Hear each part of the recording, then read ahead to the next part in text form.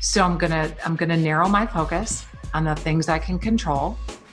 I'm gonna tune the things up that I can't. I know they're there and I know they're scary, and I'm gonna take action anyway.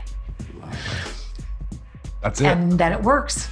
That's the secret right there. That's the secret sauce right there. Hey there, I'm super excited to share with you a new success interview from my Unleash Your Greatness Within podcast. And if you have followed my podcast for any length of time, I first say thank you. But you also know that I only bring you the best of the best. We're talking thought leaders, best-selling authors, celebrities, professional athletes, and leaders of companies that are changing the world. And today was no different. It was my privilege to interview Carey Lohrenz. My passion and my mission to help you unleash your greatness within. My heart goes out to the underdogs that's on their way. If you think you can go from good to great, okay, let's motivate. GreatnessWithin.com. DJ Hoisington. GreatnessWithin.com. You see, Carey has an amazing story. She is the United States Navy's first female F-14 Tomcat fighter pilot. Wow, I felt like being able to visit with her in this interview that I had the fortune of spending some time around greatness. Why? Because here's someone who cut a path, who was an outlier, and now is an example to many others around thinking out of the box. And now she spends her time doing leadership consulting. She's written a book. It became a national bestseller titled Fearless Leadership, High Performance Lessons from the Flight Deck. And she also has a new book that will be coming out in 2021 titled Span of Control. And let me tell you something, in this interview, no matter where you're at on the leadership rung, the principles we talk about in this interview can have an immediate impact if you'll apply the principle. I can promise you that. Anyway, let me tell you, if you're watching this on my YouTube channel, then hey, I invite you to subscribe to my YouTube channel and make sure that you click that notification bell so that you're the first to be notified when I come out with a new success interview or motivational message. And if you haven't subscribed to my podcast on Apple Podcast, I invite you to do so. All right, without any further ado, let's jump right into this interview. Carey, welcome to the Unleash Your Greatness Within podcast. Hello, I'm glad to be here. It's great to have you. The Navy's first female F-14 Tomcat fighter pilot I have on the Greatness Within podcast. How exciting is that? It's awesome to have you on the show. Thank you. We'll have fun today. Oh, I think we will. I feel that. And so let's jump into it. And the way that I like to begin all my interviews is ask the guests to share some of their backstory. I think that will give some good insight into some of your story and then probably some of the principles that we talk about. So why don't you share with us your story? Perfect. So yeah, it's kind of interesting because obviously this was a bit of a unique vocation. So people, when they discover this, we all want to know the path, right? We want to know the path of how people ended up wherever they are. But I was pretty fortunate. I think I knew always from the beginning that I was going to be an aviator. I think it was in my blood. My dad was actually a Marine Corps pilot. My mom was a flight attendant or a stewardess, as they used to be called back in the day. Mm-hmm. And I have an older brother that's also involved in naval aviation and then was in the Air Force as well. But so he and I, he's just a year older than me. Mm-hmm. So we grew up playing with all of my dad's helmets and maps. And we flipped over his bar stools that he brought back from Japan and, pretended like we were, these great aviators. So at some level, I think I knew that I always was going to be involved in it. But what was fascinating, I grew up in Green Bay, which is just about an hour and a half north of Oshkosh, Wisconsin, which is where they have one of the world's biggest air shows, EAA. And every year my dad would take us down there and he'd meet with some of his friends, some of his former military friends. And only on occasion would I see female pilots. So it was fascinating because even though I was exposed to it and I was interested in it, I didn't necessarily see a path forward. And so as I got a little bit older, of course, you get a little more resistant to things your parents say you might be interested in. Yeah. But I was familiar with the WASPs as well. And the WASPs were the women Air Force service pilots who flew almost 2 million hours in the 40s to help us with our World War II effort. They flew all of the airplanes, they did training, towing, all of this stuff. But then you didn't hear about them again. And nobody talked about them. Yeah. And again, there weren't any women, really very few women in aviation. So I didn't necessarily think that it was going to be an available path for me, but I had it in the back of my mind. So as I was going through college and, you get to that decision-making point of, what are you going to do? Where do you want to go? And I mentioned it to my dad and I said, I still think I'd want to do this. And he was like, you know what? You should go for it. Because it's one of these things that if you don't do it when you're younger, you can't go back and try to be a military pilot when you're 28, 29, 30 years old, right? Mm-hmm. So you kind of only get one crack at it. So there are only 3 ways you can become a Navy pilot. You either go through the Naval Academy and earn a flying commission.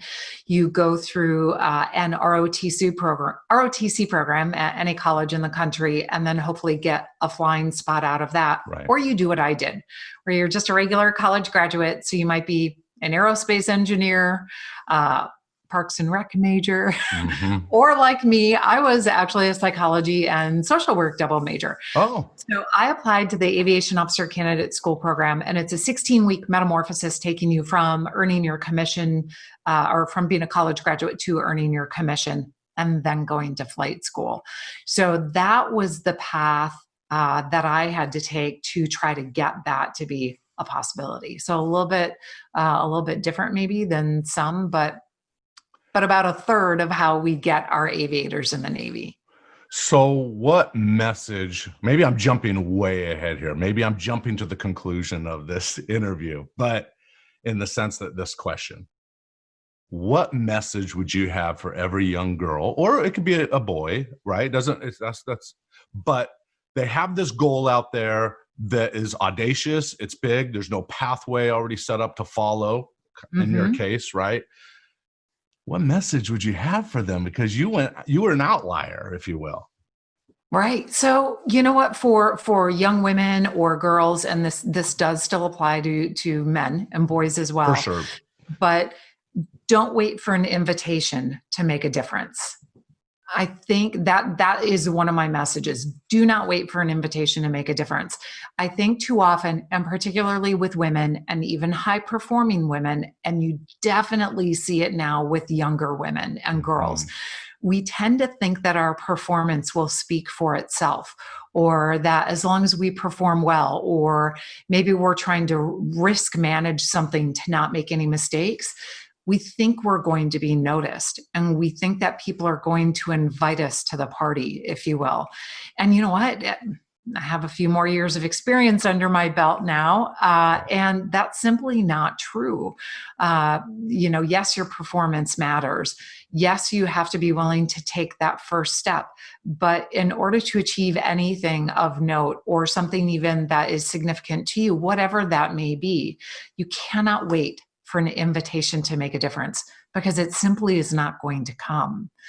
So under that umbrella as well, though, the ideas of, what I've kind of netted down my life's to work and life lessons to, even with fearless leadership, is that you have to have courage and tenacity and integrity.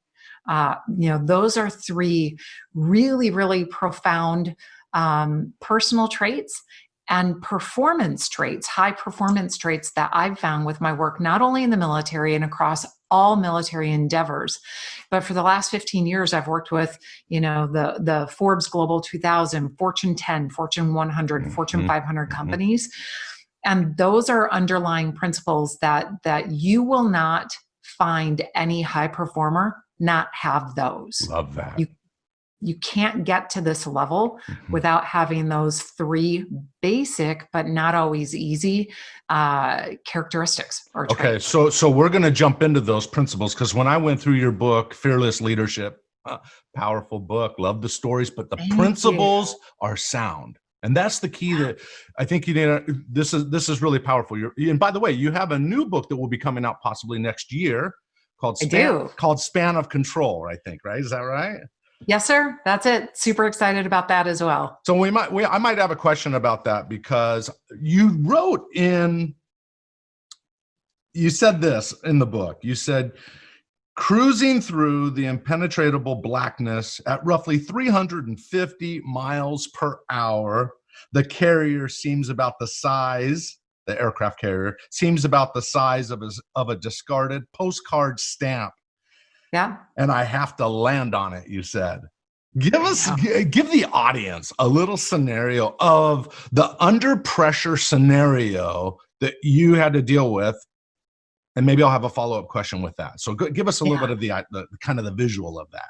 So it's kind of crazy because oftentimes people don't even, and just because there's not a lot of familiarity with it, people don't think through the difference between what Navy and Marine Corps fighter pilots do and other people, right? Mm-hmm. The rest of aviation.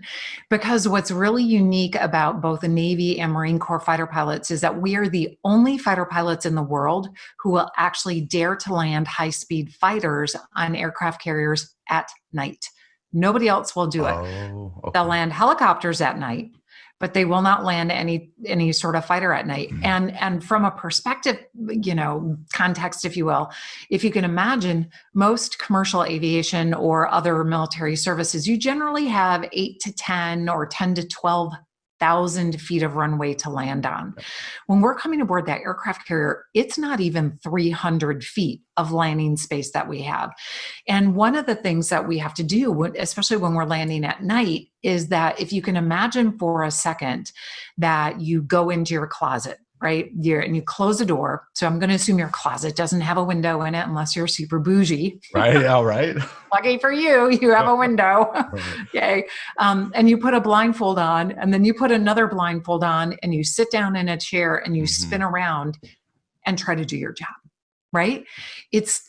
It's so incredibly, the depth of the lack of sensory perception or field of perception that you have is unlike any other. When you go, for example, if you go, once you get out to about 300 miles offshore, you don't have any ambient light. There is no light pollution. So it is dark. It is just black. Dark. So you can go up onto that flight deck, put your hand out in front of you, and you physically cannot see your hand. Unless there's a moon, then you can see it. But if there's no moon that night, you're like wobbling your hand around because you're like, oh, I don't see it. Right. Now, the challenge in this from an execution or a flying perspective and even a fear perspective is that all of us have seen, particularly if you are based on the West Coast of the US, you go around the world and you operate in the Western theater. So you end up operating in some of the world's most dangerous sea states. So oftentimes the back end of that aircraft carrier can be up and out of the water 35 to 40 feet. Now, that may not seem like a lot, but when you realize on a normal approach coming into the aircraft carrier that you only have about 6 to 8 feet of clearance, you now have yourself an angles problem, right? And all of us have seen during the day the back end of an aircraft carrier up out of the water with the propellers whipping above the water line. And the guys on the deck are like, hey, you're looking good. Keep it coming. And you're like, oh, today's the day I'm going to die, right into the meat locker. Yeah. Sunny and 75 and everyone's going to see it. So you don't forget that vision. You don't forget that visual at night when they say, hey, the deck's moving, just keep coming, because you know it's coming up to grab you, but you just can't see it. So everybody, all the aviators who have spent any time in the barrel or in pitching deck conditions will be able to tell you, and everybody responds physiologically a little bit different to extreme fear. Some people sweat a lot. Some people get a really extremely dry mouth. Some people shake. Some people get sick. Some people get sick coming out the other end. But everybody has tasted that fear. It's palpable. And the only way you can get better at doing that at night is to show up again and again and again. Yeah. And it never gets easy, but it gets more manageable. And you learn how your body is going to respond. You learn if you're the one who gets the dry mouth. You learn if you're the one who has to do shoulder rolls, because different than almost any other job, when it comes to that fear response and that paralyzing fear of failure, we can't do jumping jacks. We can't stretch. We can't run away. We can't do something physical to shake up the system. That's right. That's right. So whether it's athletic endeavors, or oftentimes, and I do, about 100 events a year, I'll see even some executives, they get really nervous, before they go on stage. So they're, maybe they might be doing push-ups or toe raises, right? You've seen it. They're doing something to move their body. When you are in a G-suit and a torso harness, you don't have that. So you got to figure it out. So it's something that is a very unique environment that you have to work through, both the intellectual capacity of problem solving, at 400 miles an hour, slowing down to 250, stuff changing, things that you don't have control over, and just the physical nature of your body struggling to see, even though it can't see, but it wants to see. So all of your senses coming into play. Yes, the whole thing it's magical, it's scary, it's exciting, and it's a good thing to have done. I get it, but I can't help but ask, what was your experience the first time you had to do that? It's one thing to do it your second and third time, but the first time, you've heard all the horror stories. You wrote about it in your book in the introduction about the 1994, I believe it was, crash that happened. So I'm imagining you have all kinds of things going through your system, and now it's your turn to do it. Well, I'll tell you what, full disclosure, and as you alluded to, I wrote the opening of my book kicks off with a pretty colorfully sort of gruesome story about a friend of mine who actually ended up hitting the back of the ship, hitting the ramp on one of his first passes. So in the F-14, before you get to that, when you're in intermediate and advanced flight school, you actually do get to go out to the aircraft carrier in a trainer, but you don't have anybody in your back seat. But it's daytime. So for us, the very first time we see the back of the ship, or we do a nighttime landing, an aircraft carrier landing, we have no instructor, it's you, and it's dark. So the very first time in the F-14 is one of the most challenging aircraft to land for a lot of science reasons and aerodynamic reasons, but it's heavy. It's in a bad power band when you're coming aboard. So there's a very, very little room for air simply on the engine spool up. So I get so excited about this. I'm sorry if you're listening to this and you're not into maybe it's just you and me, but I dig this stuff. Okay. I grew up by the way, I grew up in the military, so I kind of know that world. I didn't ever work in the military, but yeah. So from a performance perspective, it's cool because you're already behind the power curve, so to speak, out of the gate trying to land this airplane. Right. And unfortunately, when I went in my training squadron, when I went to the ship for the first time, like I said, that the Tomcat is notoriously difficult to land, and it has over a 50% disqualification rate trying to qualify the first time. Okay. So over 50% of the people fail the first time. So we're going out when to you the say, ship. Sorry. So when you fail, right, that first time you go, if someone did, if they failed, does that mean they ejected and they crashed? Oh no, that's a good point. No, it just means that for whatever reason, your grades weren't quite good enough for them to go, okay, you get to go to the fleet, or maybe you didn't get aboard at all, whatever the case may be. So it's called a disqualification. And generally speaking, everybody gets to go back for a second try, probably 3 weeks or a month later. Okay. And sometimes it takes people a third time to do it. But the Tomcat in particularly has a much higher disqualification rate. Got it. The very first time. So in my class, when we went, as per statistically relevant, if that's a thing, half of us disqualified. I came in that first time, that deck was moving. I didn't even touch the deck. Somehow I was a little high and we had gotten pushed back and back. And I think it was 2:30 in the morning. And I didn't even touch the deck. I love that.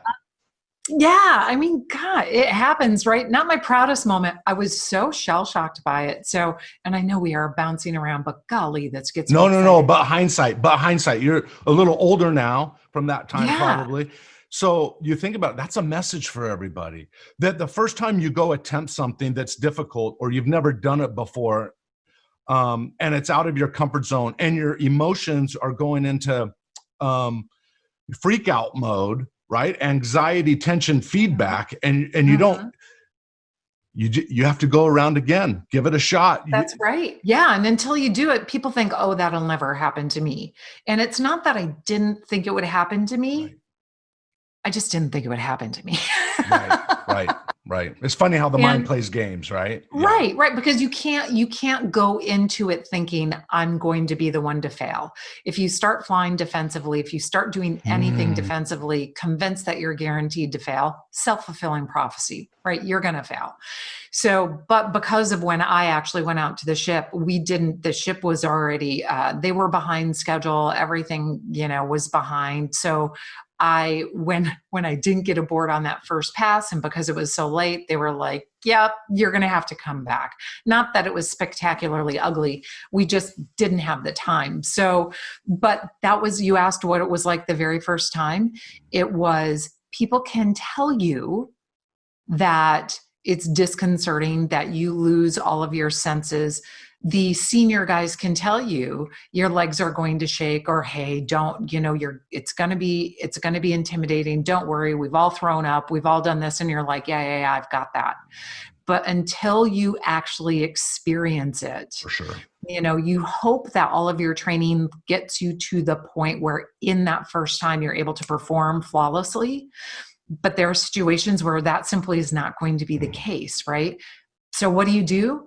You go back and you train, and you try to very quickly debrief, and you figure out what worked, what didn't, so that next time you're like, all right, I know I'm going to feel like the bottom of the world's falling out away from me. I literally now understand what it's like to be pitch black with not being able to tell up and down. So I'm going to narrow my focus on the things I can control. I'm going to tune the things out that I can't. I know they're there and I know they're scary, and I'm going to take action anyway. That's it. And then it works. That's the secret right there. That's the secret sauce right there. That is the high performance secret sauce. It is being able to, regardless of what's happening external to you, those things you can't control.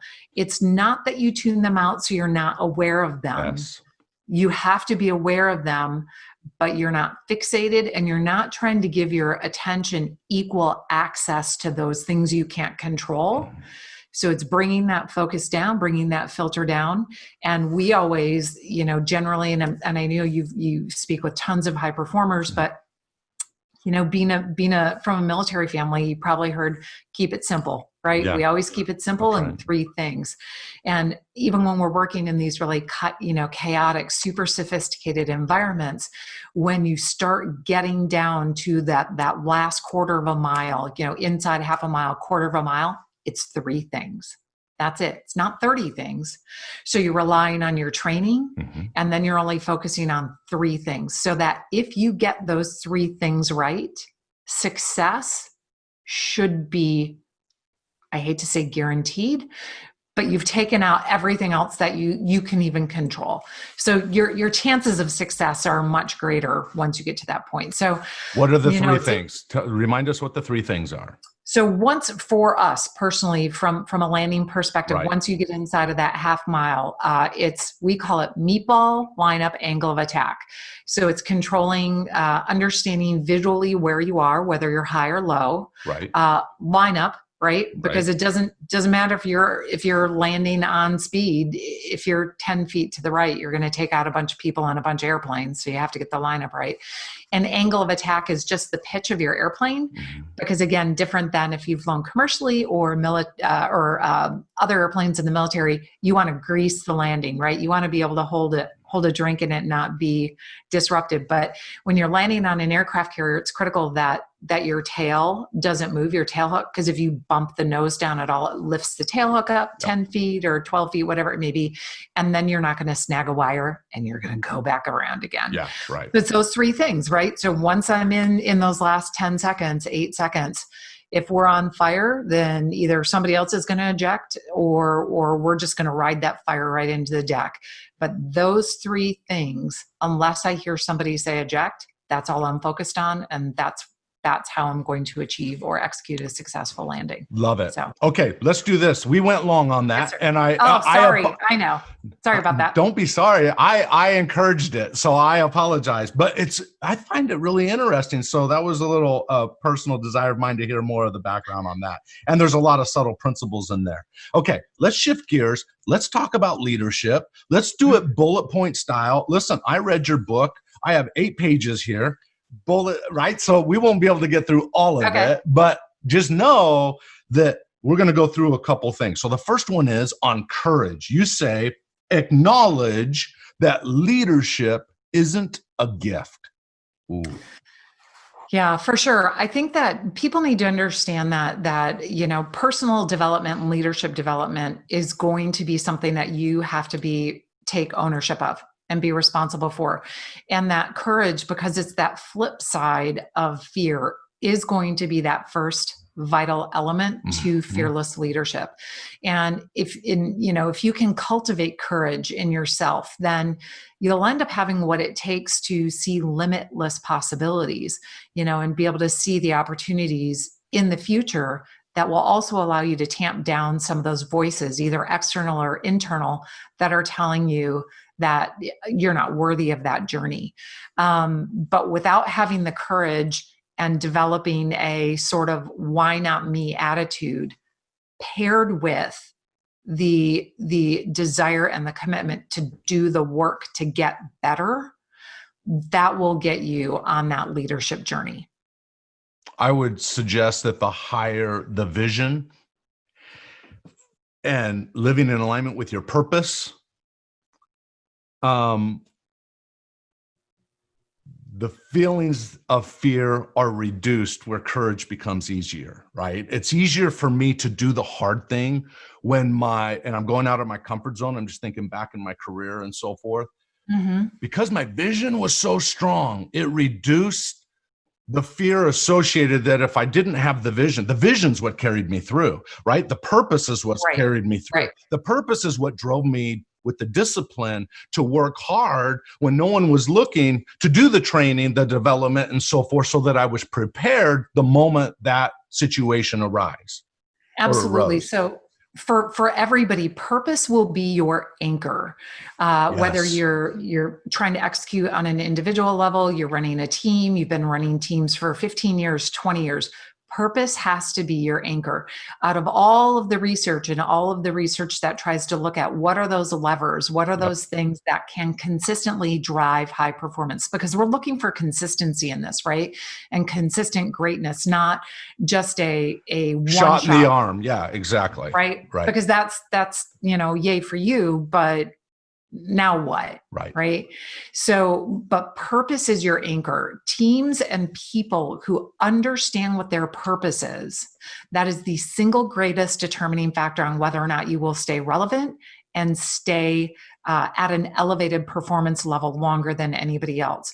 If you're muddy on that, or if you're unclear on that, I have to highly encourage you to take some time on this. And by purpose, that doesn't mean the soft, fluffy feeling of, I'm not sure what job I want to have. I'm looking to find my purpose, right? If you're a farrier, right? If you're putting horseshoes on, it's understanding that why the work you do matters, because what could happen, right? The rest of it is the tactics of it. So it's not whether it's the kumbaya, great, I'm living a purpose-driven life type of thing. Not that there's anything wrong with that. But it's that purpose has to be your anchor, and the power in being able to cleanly and clearly articulate your purpose is that when you understand what your purpose is and your team understands what their purpose is, then they can focus on what matters. That's right. Because that purpose allows you to focus, and your focus is power. And when you dilute your focus, when you're trying to do all of the things, you dilute your power. And the best you can hope for is average at best. Love it. Well said. Woo! I love that. So that makes me think, as I've worked with companies and so forth, one of the things that I teach, and I believe you obviously teach the same thing, because I saw on your Instagram a little video you did, and I thought, okay, I got to bring this up. How does someone be a leader without a title? Because I'm coaching my clients, right? And it goes back to purpose, right? If you are sharing the purpose of the organization, if you have bought in to the idea that why the company exists and what it stands for, then it is on you. And we can go several places here. Wingman comes to mind, right? Your little section on. Anyway. Yeah. So leadership without a title. Your thoughts on that? So what do you think about that? I think there comes a moment. Here's what I actually wrote down after reading your book. Every single person has the ability morally to be a leader, whether they have the authority or not.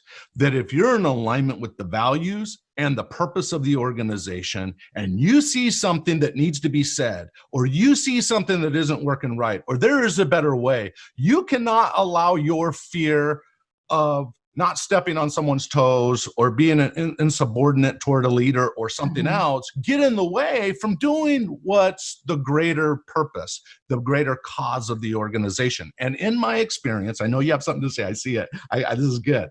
No. In my experience, I have met people who I've learned later was that person. The person that wasn't in the role of leadership, but everybody respects them because they were willing to stand up and be a person of integrity and a person of courage to do the right thing when the right thing was probably hard sometimes. Thoughts? That's right.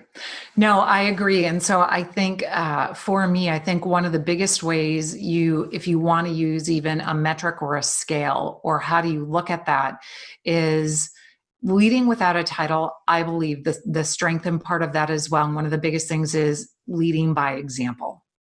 And that we all know people who have very grand titles or who have achieved high levels in rank, and yet they don't lead with integrity. They don't lead, I'll say authentically, which again, if you are going to say integrity matters, or you're going to say your team matters, or countless times we've heard people say, my people are so important to me.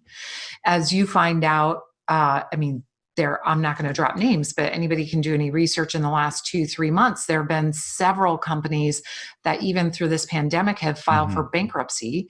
And at the same time they're doing that, days before they do it, they've paid out tens of millions of dollars of payouts to their exec team.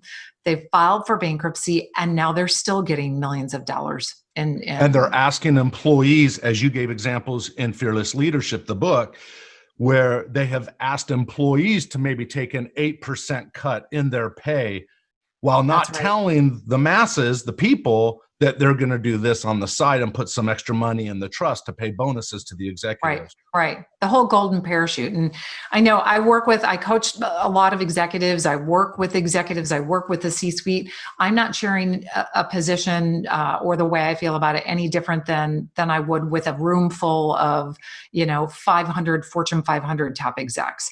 I think that when people are doing that, it is definitely leading with their title and capturing what they can, which then discourages people who could have good solutions, who could have great input, because then they think they don't have any power. That's right.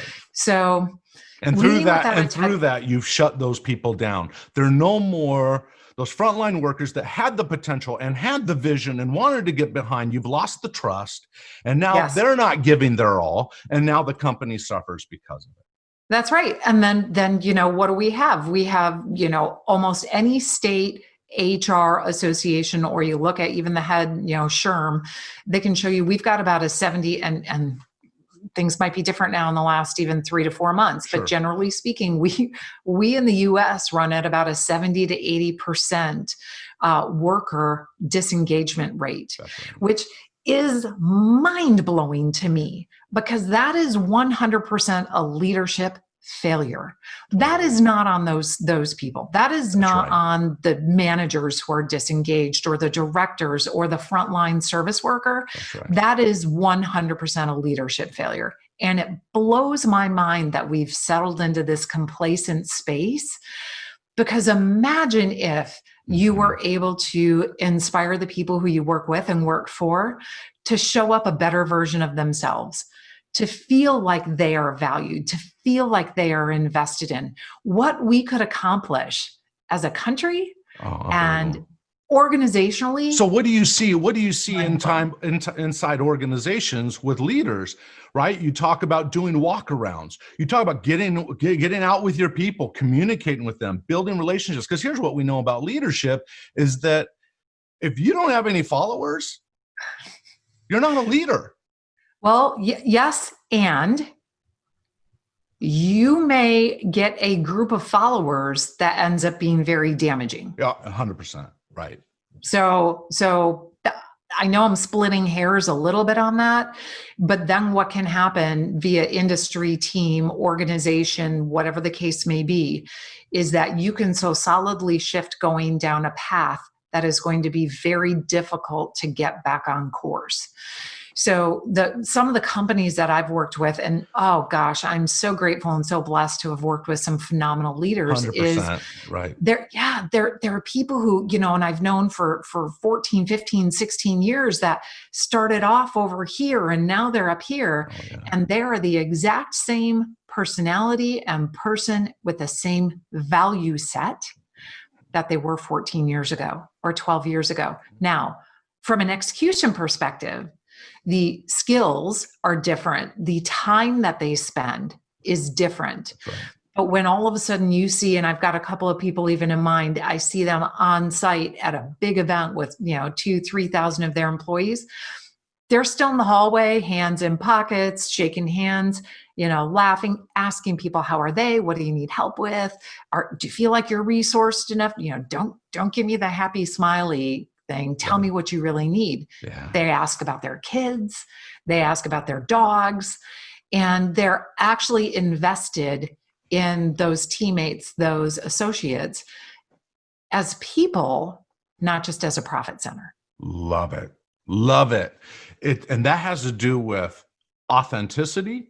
Mm-hmm. It has to do with being human, treating people with respect, right? You're a frontline worker, and then you make it to management, or maybe a supervisor, and you don't change too much, but then you make it into a higher level of leadership, and all of a sudden pride sets in, and then you change. And so it's great to hear when we run into people that have been consistent because they have core values, they have core beliefs, they value their people. And you've been fortunate, just like I have been, those leaders that love the people, that believe in the people. I remember TJ Watson, this was shared in a couple different books I've read, that TJ Watson, the founder of IBM, would make it a habit of going down to the frontline workers and take a checkbook with him and then write a check for $15 when he'd hear that a job was well done or something else was well done. And come to find out, some of the research showed that many of those checks were never cashed. Why? Because those people saw those checks as, right, a piece of recognition that they did a job well done. You don't have to give people $15 to tell them they've done a job well done. Most people are not just getting the little attaboy, the little attagirl, just saying, nice job on that. I noticed the effort, even when the end result didn't create the result we wanted. Yeah. Still rewarding the effort has power. That's right. And I think, a lot of people have hopped on board reading Carol Dweck's book, Mindset. For sure, right. Right. And they're talking about growth and they think, oh, I just need to be willing to make mistakes. But actually part of the lesson in all of that, and when you look at even other pieces of her research, which nets out across the board with other value or attention-based research, is that it's when people have done the work and you recognize that work, that is so much more valuable than just the outcome. right? That's So, right. and we're so instant, we're so wired right now with everything on our phones and social. And if people don't see the likes, they take posts down. If they don't get Critical. Yeah. comments on a blog, they erase it or they delete it, or, That's right. they did one thing well and nobody noticed. So now they're going to sit like this, right? Right. This is a bit of a roundabout story, but it's fascinating. One of the sports figures, my kids, if they were going to listen to this, would probably roll their eyes. But I'm a big JJ Watt fan. Oh yeah. I was out of the gate. He's from Wisconsin. I went to Wisconsin, and my dad played football at Wisconsin and all of that. But his whole family is steeped in such a culture. They have such a good work ethic. Yes. And years ago, probably 4 or 5 years ago, I saw his mom be interviewed.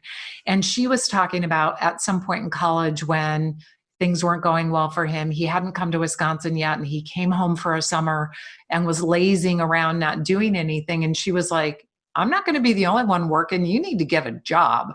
And so he got a job delivering pizzas. And then you fast forward to, I think it was 2 summers ago, Hard Knocks, HBO Hard Knocks profiled the Houston Texans. And there's one little 45-second interchange there where he's, of course, it's hotter than all get out down there. And he's standing on the sidelines, and a rookie comes up and is talking to him. And he's like, oh man, you're doing so good this year and things just seem kind of different, but you're really consistent. How do you do this? And JJ said, I studied all of these high performers. And what I realized in reading about them was that they stopped doing everything that didn't help them get better, and that they weren't just practicing for the sake of practicing. They were being very intentional. So this summer, he goes, every day I went to bed at 8:00. And when I showed up for 6 a.m. practice, I didn't just show up. I was ready to work hard. And the rookie's kind of spinning his helmet, and he looks at him and goes, I don't know, man. I don't think I can do that. That doesn't sound like any fun. And he looks at him and he goes, yeah, it's not. Yeah, exactly. It's not. But it's that ability to even understand as a leader, and he's clearly in a leadership position, that combination of hard work and that you're not going to be acknowledged at every step, particularly if you are in a leadership position, but you always have to be turned around, bringing people with you and pointing out when they're doing a good job to even emotionally incentivize them to keep showing up. The old autocratic leadership style doesn't work. The new one is we see people doing good, we reward them. Doesn't mean you have to do anything monetarily to do that. It just means notice it and then call attention to it, and then share that effort with other people, inspires others. We talked about courage. We talked about authenticity. Yep. So I wrote something down. What's your definition in general of authenticity? Because I wrote down there's a fine line between striving to improve and become something you're currently not, like excelling in a particular area or a particular skill.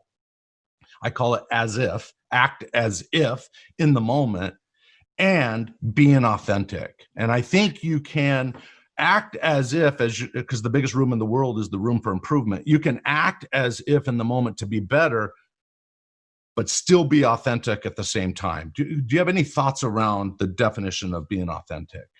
So I did cover it a little bit in my book, but I will tell you, even since then, I think my perspective might be even a little fuller since then. Okay. And that, honestly, it's a word that drives me nuts, because I think it's so overused.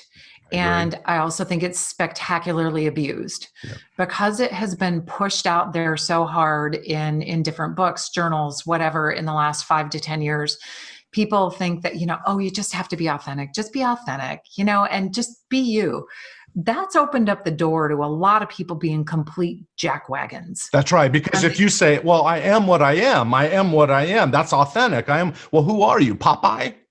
That's right. And it's what it's been used as, I think, as well, is a platform and a lever for bad behavior. Yes. And it's let people and leaders off the hook. And my perspective has always been kind of even along the lines of with great power comes great responsibility. Right. Is as a leader, once you get into a leadership position, you are no longer afforded the latitude to lose your shit. Yeah. Right. Right. You can't lose your bearing. We call it right. military bearing. Okay. And there's a reason for it. Because if you're losing your crackers, then how is that ever going to inspire trust and confidence to those you lead? And it is only going to grow as it goes downhill, that then everybody you work for thinks that they can blow the handle off, and that doesn't affect people. So, and I think that part of authenticity and being authentic has been the piece of it that has been abused just beyond all pale. What I will say is that I think is really a struggle for people, and I would say even a lot of women in leadership positions are trying to get into that journey, is that we can tend to feel like we're in a double bind, because when people say be authentic or just bring your true self to work, and I might have to talk through something a little bit more, or I feel like I need to solve a problem with more words, then people are like, oh, she's emotional. And then I'm like, okay, so then you do the super, I'll be very detached. And then you become an ice queen, because they're like, oh, she's non-responsive. And I'm like, oh, okay, I'm already from the Midwest, so we're not super demonstrative. Right. Right? Unless we're one-on-one, we're pretty chill. Yep. So that authenticity, I believe, is that if you are able to maintain your bearing, right, your military bearing, stay comported, while you are still honoring your voice, your instincts, and your passions. And if you do that with integrity, you will never go wrong. And you can do that with integrity when you stay in alignment with your values. That's right. Well, and hold on, you're right, because definition of values, right? That could go bad too. You have a positive intent. That's right, a positive intent. And I was just going to say, values that are based on universal principles. That's right. Not the latest trend, not the latest movement, but really true principles that have served thousands of years. When you can base your values on things that have worked over time, then, and stay in alignment with that, good things can happen. I know. And in doing that, and in doing so, I think you'll bring a lot more people with you. And I do think that that's where the good leaders and the leaders I've worked with there are some who are amazing storytellers, and they've been able to figure out that narrative and share something that maybe it was something really boneheaded they did in their early 20s. And we got out of that one lucky. But that shows a little bit of a piece of their ability to take risks or make decisions. But then there are other people that are trying to figure out that narrative still, or we've also tangled up authenticity and vulnerability with that gives you permission to overshare. And when you're in a leadership position, I think there's a danger in that. You don't need to share everything. Well, and this goes there to are some conversations that should be amongst family and friends and close peers, not broadcast for the whole world to see. I agree with that. And I think it does make me think of the chapter you wrote about ego, right? So, it was Ken Blanchard who's written the classic book. He's written like 40 books, but one of the classics was he's amazing. The 1 Minute Manager, right? Just an amazing guy. So he was on the show a few years ago, and what a awesome guy. He sent me I asked him if he would endorse my book. I sent him a copy of my book, and the next week I got 10 of his books back. I mean, he's just a class act. That's just cool. A cool guy. But he says about ego, he says, and this isn't a religious podcast, if you will, but he says, ego stands for edging God out. And so my only thought in reference to that is leaders need to stay humble. And when you let pride lead you, it usually doesn't lead to good things. It destroys trust. Let's be humble. Let's listen. Let's learn. Let's do those fundamental things that keep that connection with people is really important. So anyway, I agree. And I think there's a fine line sometimes with people, and as a society in the US, I think we're not doing a fantastic job of this, that it almost feels like we've lost the ability to discern between confidence and arrogance. Yeah, right. And I actually think that's pretty important. And in part because, again, people have access to different channels right now that they can be broadcasting all the time, and they'll end up netting a lot of followers, if you will. And then those ideas of who's confident and yet who's competent gets all muddied, because they might just have a really big megaphone. And I know I personally am drawn towards the people who, yes, they're very confident. They work hard to continue to learn, and they come from a place of humility because they know whatever it is can be snatched away from them very quickly. And that's a pretty unique blend. So I consider myself really fortunate that I think I've got, a net full of friends, if you will, that operate in that space, and that aren't afraid to call me out on if they think something might be off, or they're like, why would you even think that? Or why would you say that? Or even support me in saying, I can't believe you're doubting yourself right now, because I can catastrophize something to death, right? I can be like, yeah, but what about this? And what about this? And they're like, no, go ahead. And to be able to take that feedback and not become defensive. Right now in the culture, not to be too specific, but in the culture we live in, you can't even have differing opinions without one side just attacking you up and down. Yeah. We're definitely on a precipice, and I think there are pockets of really good leadership. I think we have a few pockets of sound, not so reactionary, not so divisive voice making. But, I try to share with people, and again, I know all of your listeners are going to come from two different sides right now, if you will, politically and across the spectrum. I suggest to people right now, if they say, yeah, but what am I supposed to do right now? And I follow a wide variety of news sources, news outlets, whether it's international outlets, both sides of the media, if you will, from our end here in the US. But I tell people, change the channel for a full week.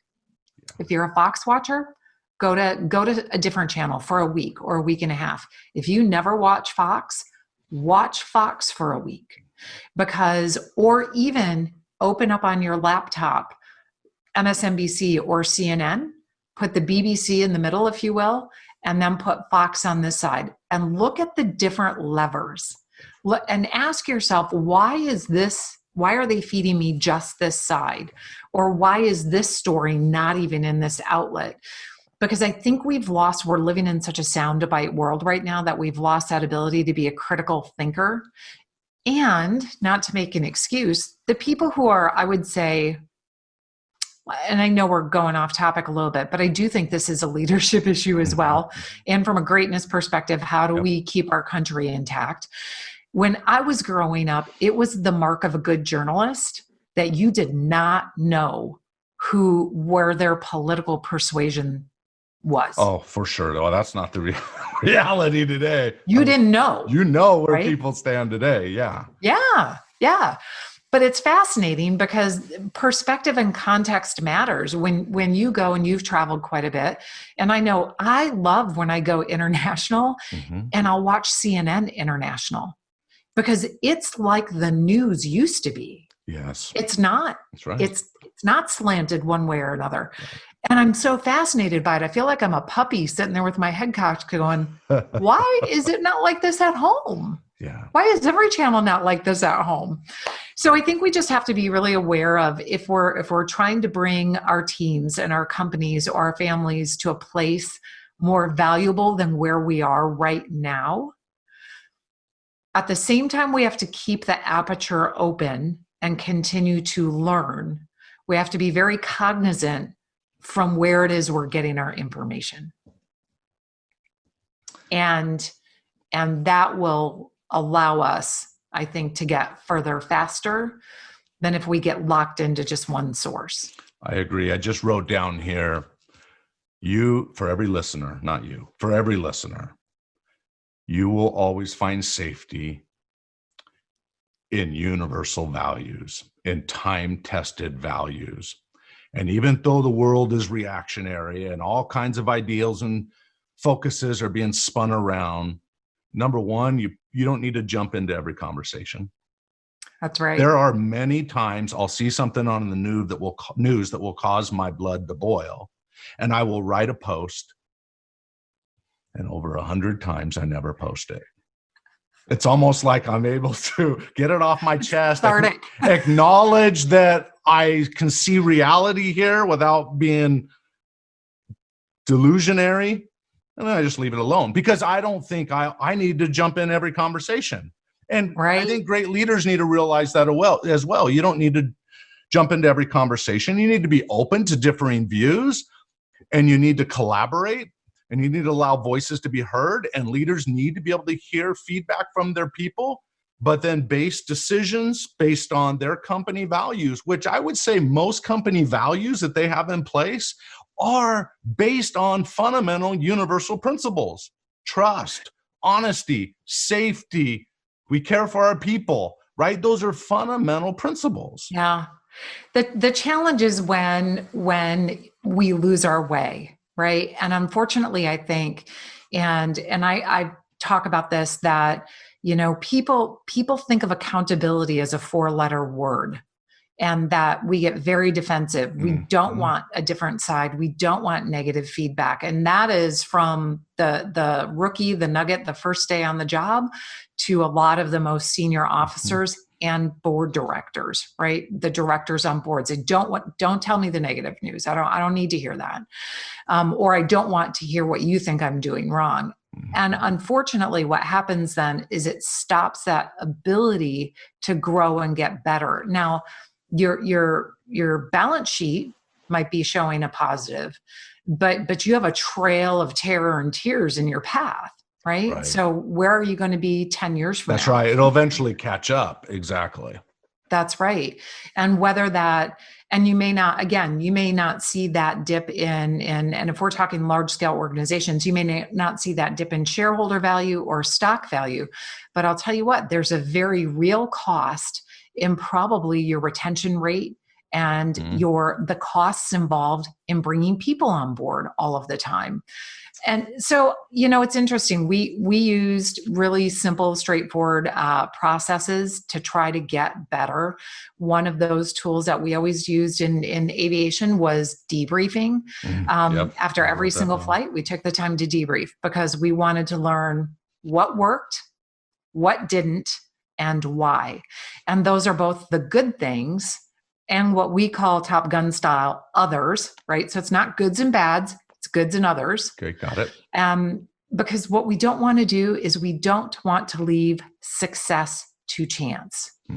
And when we're all moving at this really, fast pace right now, and we're feeling overwhelmed and there's a lot of uncertainty, we get a project done and we move on to the next thing, or we hit a metric and we're on to the next workout plan, and we're just boom, boom, boom.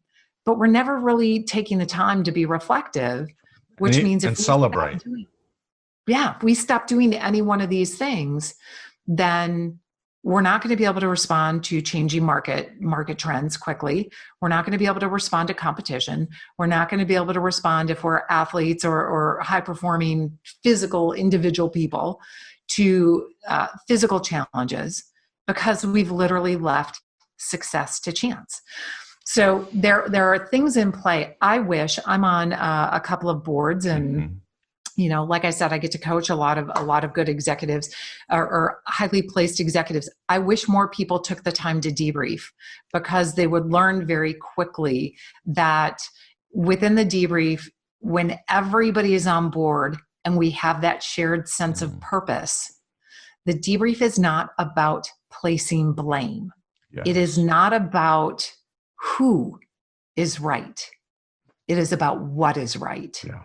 And that can transform your company, your team, and your organization. And people can then show up their best versions of themselves, because they know they're going to learn. They know there's room in the system for some mistakes. Mistakes are going to happen, and we're going to keep moving forward. That's right. But people think accountability is a 4-letter word. And I think that's part of why we find ourselves where we are today, because it makes people defensive. And it doesn't need to. I remember when I was speaking on stage with best-selling author Brian Tracy in Seattle, And I got up on stage and I was speaking and my suit jacket was open and I was on fire, right? I was having a great time. I went out to lunch with them afterwards. He said, TJ, it's not professional as a speaker to speak with your suit jacket open. Oh. That felt a little uncomfortable in that moment. But I got to tell you what, I immediately said to him, thank you for that feedback. Even though I didn't feel enthusiastic about it in the moment, my drive home, I interpreted that as, that's awesome. That is constructive. And ever since then, I've always, unless I'm in a small group where maybe there's only 30 people, but if I'm on a stage where I'm doing a keynote, my suit jacket is buttoned, right? And so, isn't that fascinating? all I'm saying is, being married, Yeah. I've been married for 23 years, and I know that I'm a better person because of my wife in my world, right? She pushes on things sometimes that I don't like, but that I recognize that makes me better. And instead of being defensive, take the information in and say, okay, there must be some truth in this. There must be something I can do a little bit better. And that goes back to just being humble. We talked about that. And It just seems like the leaders that I've worked with are very confident people, but they are also, you can be humble and confident at the same time. Yes. Right? They're coachable. They're willing to learn. Yes. They're willing to be better in the future. They're willing to apologize when they've made a mistake. And you think, they haven't allowed their pride to take over. So I know we're winding down in this interview, and I just feel like we have so much. I love your concept about wingman. You talked about Top Gun and how they really talked about the wingman philosophy or whatever, pointed it out.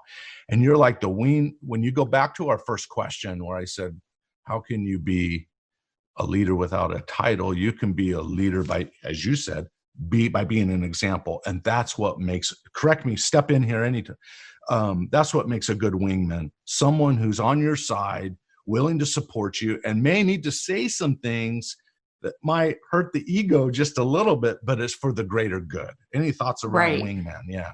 Well, so just real quick on that, the other huge benefit and the value in having a really high quality set of wingmen around you or with you is that, we're just going to assume you both trust and believe in each other and the mission. But the critical nature of having a great wingman is that a wingman can cover your blind spot. Yes. And the reason, there are areas that none of us can see. Yep. That's why they're called blind spots. Correct.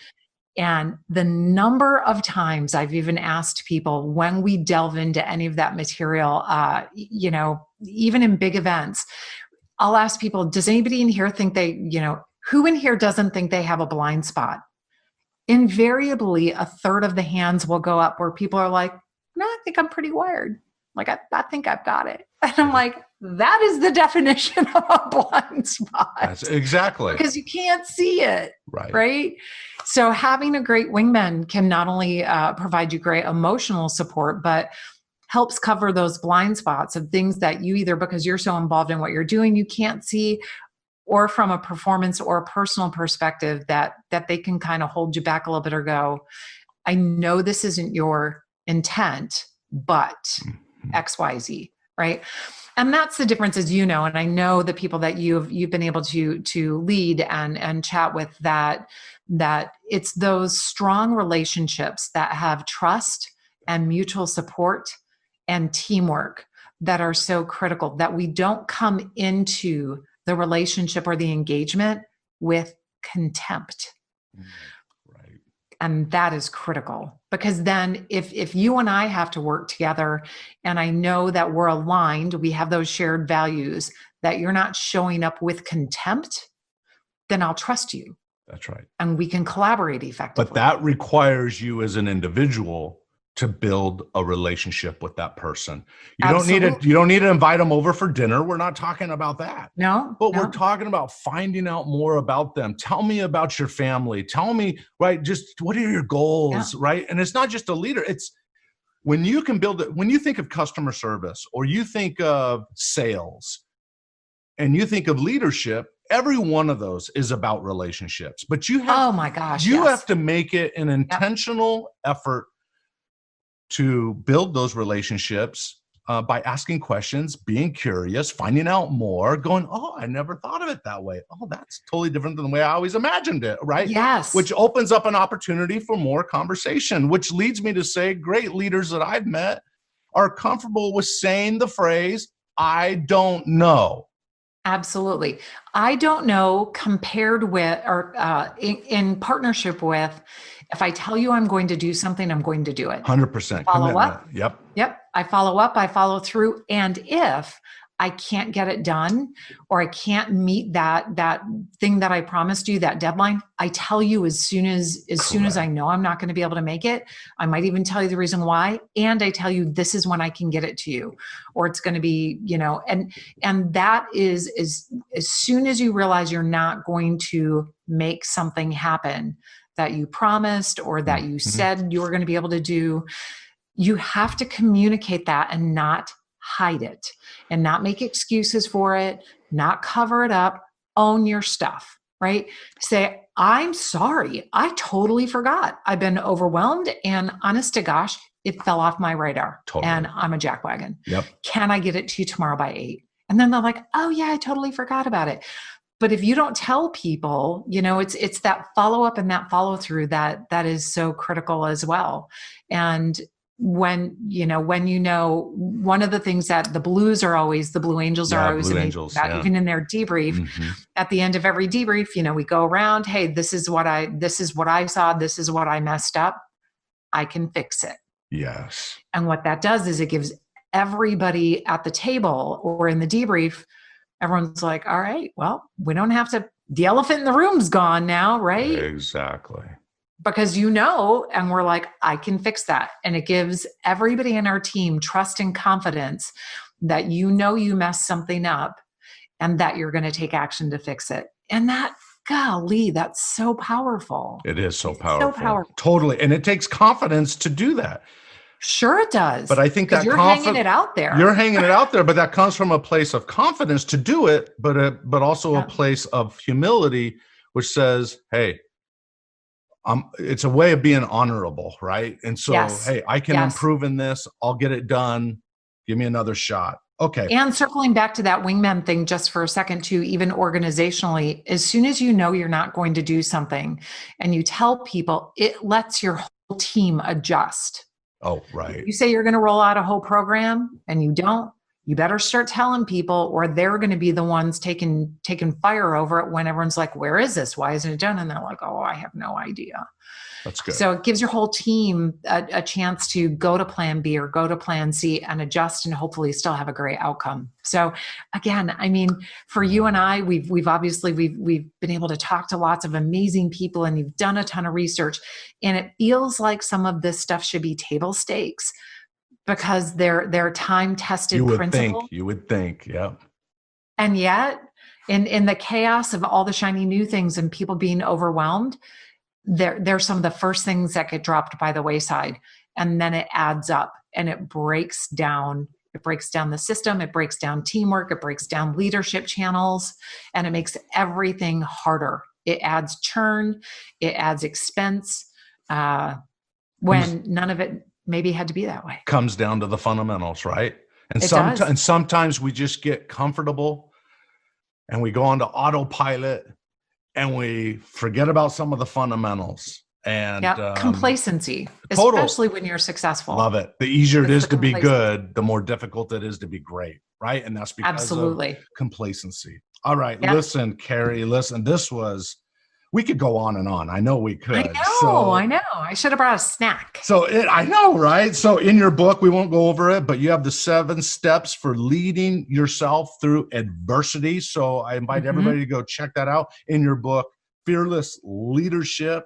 I'm going to have you do this first. How can people find you? What should they know about you in terms of your services? And maybe where can they find your book and so forth? So you can find my book, Fearless Leadership, at all the main outlets, Amazon, Barnes & Noble, whatever the case may be. Or go to your indie bookseller, tell them you want it, hook them up, because bookstores are amazing. And you can find me on all the social channels, just under Carey Lohrenz. I don't have any funky names. Okay.